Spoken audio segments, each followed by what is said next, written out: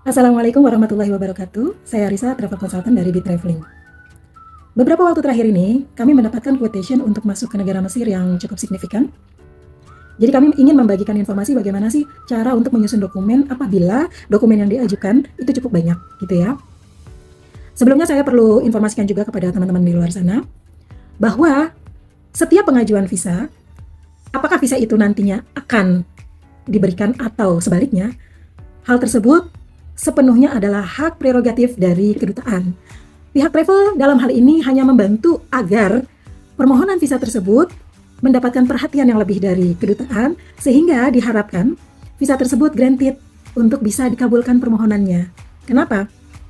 Karena pihak kedutaan memiliki standar-standar tertentu yang pihak travel sudah familiar untuk membuat agar visa yang diajukan sesuai standar dari kedutaan.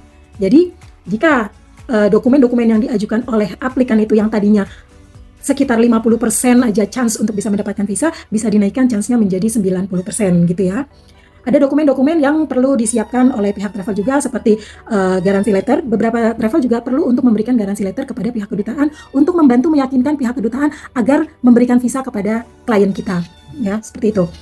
Nah, bagaimana cara menyusunnya sudah pernah saya informasikan di video sebelumnya. Kali ini saya hanya akan menginformasikan bagaimana menyusun dokumen apabila yang diajukan itu cukup banyak dan dari beberapa grup, supaya dokumen tidak saling tertukar. Pernah kejadian foto aplikan tertukar, jadi adik kakak kan agak mirip gitu ya, nah fotonya tertukar, mereka tidak memberikan nama di belakang foto, sehingga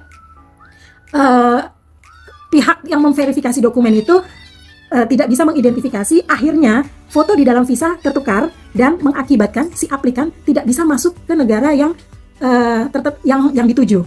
Kenapa? Karena fotonya berbeda. Setelah diperiksa oleh pihak imigrasi, loh kok foto dengan paspornya itu berbeda, padahal mereka kakak beradik. Akhirnya setelah proses yang cukup panjang, membayar denda dan lain sebagainya, walaupun tetap diizinkan, tapi itu takes time dan mereka delay pesawatnya.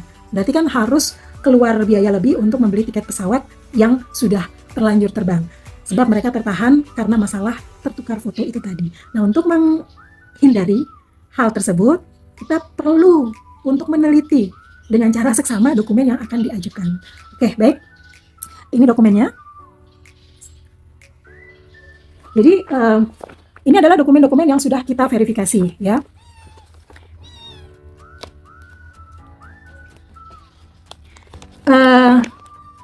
Seperti biasa di dalam satu grup itu kita membuat yang namanya manifest. Formnya kita bisa dapatkan dari kedutaan. Juga ya detailnya bisa dilihat di video yang sebelumnya. Kemudian kita susun dokumennya seperti ini. Menyematkan dokumen ke dalam paspor juga sudah saya informasikan di video sebelumnya. Setelah tertata rapi, ini adalah satu grup yang akan berangkat bersamaan. Kemudian kita tekuk seperti ini, ya. Lalu kita berikan kertas seperti ini dan kita karetin. Kenapa pakai kertas? Supaya dokumennya ini tidak langsung kena karet yang mengakibatkan kerusakan. Kalau kayak gini kan yang kena karet itu kertasnya, ya, seperti ini. Kita nanti di sini bisa selipkan note bahwa ini dokumen dari siapa, untuk berangkat kapan, jumlahnya berapa. Jadi pihak manajemen kedutaan akan sudah bisa memahami bahwa dokumen ini apakah harus diprioritaskan atau bisa ditunda dengan dokumen-dokumen yang tanggal keberangkatannya lebih dahulu. Seperti itu ya.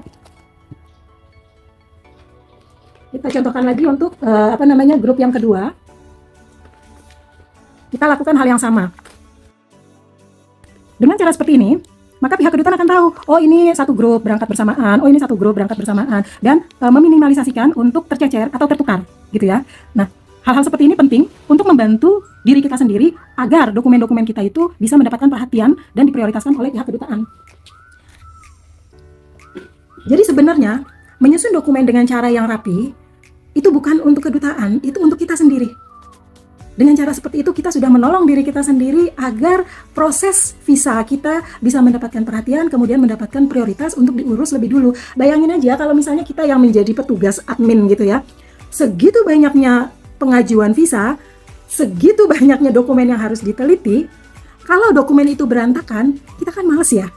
Nah, jadi supaya pihak manajemen itu tidak males ngelihat dokumen kita, ya kita harus buat rapi. Jadi susunan kertasnya pun jangan ada yang panjang pendek gitu ya. Jadi seperti ini nih. Kalau saya biasanya ukuran A4 gitu. Jadi untuk masuk ke file juga enak gitu loh. Nah, setelah dokumennya itu rapi, kita juga harus menjaga hubungan baik tentunya dengan pihak kedutaan supaya kalau ada kurang-kurang dokumen kita segera diinformasikan. Kurangnya ini kita segera bisa susulkan gitu ya. Jadi kira-kira itu yang bisa saya sampaikan saat ini tentang bagaimana caranya menyusun dokumen apabila pengajuan visanya itu banyak. Semoga video ini bermanfaat buat teman-teman semua, terutama yang memiliki klien untuk mengajukan visa dalam jumlah yang besar. Jadi agar tidak tercecer itu seperti apa, apalagi kalau grup-grupnya itu berbeda. Hal seperti ini berlaku juga untuk kedutaan lainnya. Hampir di seluruh kedutaan juga mereka akan lebih mengapresiasi apabila dokumen yang kita ajukan itu rapih.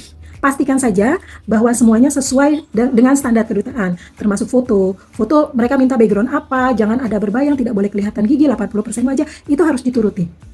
Karena kita ini tamu yang mau masuk ke negara orang, yang punya rumah, tuan rumahnya memberikan aturan, kita sebagai tamu maka harus respect, menghormati aturan dari tuan rumah. Semoga apa yang saya sampaikan ini bermanfaat. Kalau butuh informasi bisa tanyakan kepada saya. Insya Allah selama saya bisa menjawab akan saya jawab. Kalau ada informasi yang kurang boleh ditambahkan, kalau ada yang salah silakan dikoreksi. Terima kasih, saya Risa, mantan GWL International yang katanya inang-inang internasional, padahal saya adalah travel consultant. See you, bye. Assalamualaikum warahmatullahi wabarakatuh.